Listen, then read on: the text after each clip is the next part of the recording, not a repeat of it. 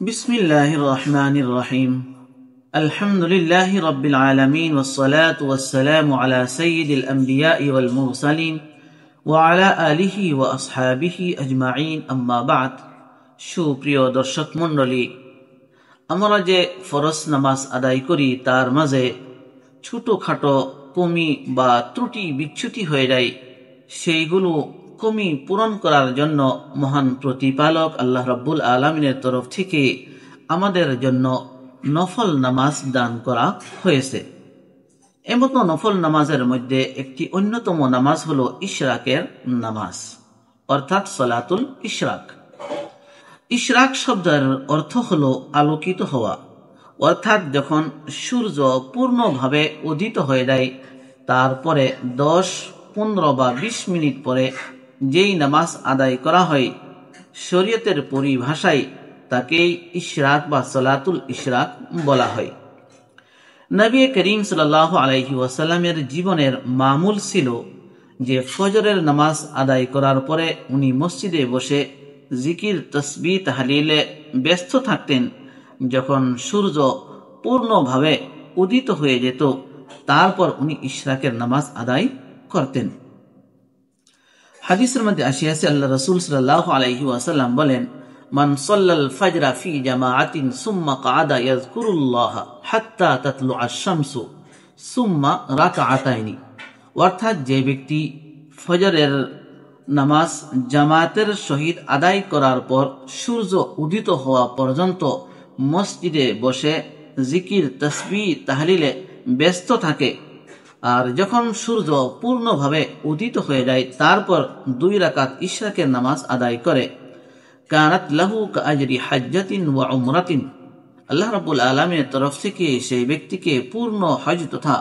উমরার সওয়াব দান করা হয়ে থাকে। এমতভাবে হযরতে আবু হুরায়রা রাদিয়াল্লাহু তাআলা আনহু থেকে বর্ণিত রহিয়াছে, আল্লাহ রাসূল সাল্লাল্লাহু আলাইহি ওয়াসাল্লাম ইরশাদ করেন, মান হাফাজা আলা শুফআতিজ যুহা গুফিরা লাহু যুনুবুহু ওয়া ইন কানাত মিসলা যাবাদিল বাহরি, যদি কোনো ব্যক্তি নিয়মিতভাবে পাবন্দির সহিত ইশরাকের 2 রাকাত নামাজ আদায় করিতে থাকে, আল্লাহ রাব্বুল আলামিন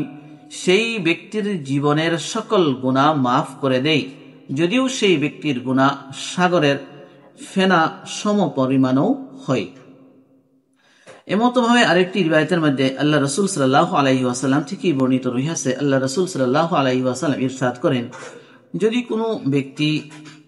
পূর্ণভাবে সূর্য উদিত হওয়ার পর ভালোভাবে ওযু করে তারপর ইশরাকের 2 রাকাত নামাজ আদায় করে, গুফিরা লাহু খাতায়াহু আও ক্বালা কানা কামা ওয়ালাদাতহু উম্মুহু, আল্লাহ রাব্বুল আলামিন সেই ব্যক্তির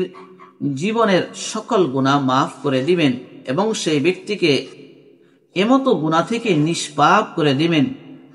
যেমতো সেই ব্যক্তি তার মায়ের গর্ভ থেকে নিষ্পাপ হয়ে জন্মগ্রহণ করেছিল।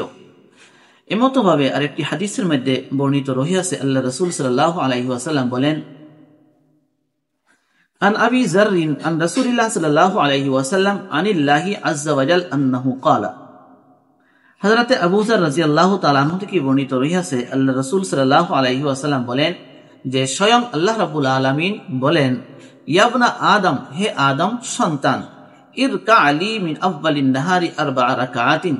তোমরা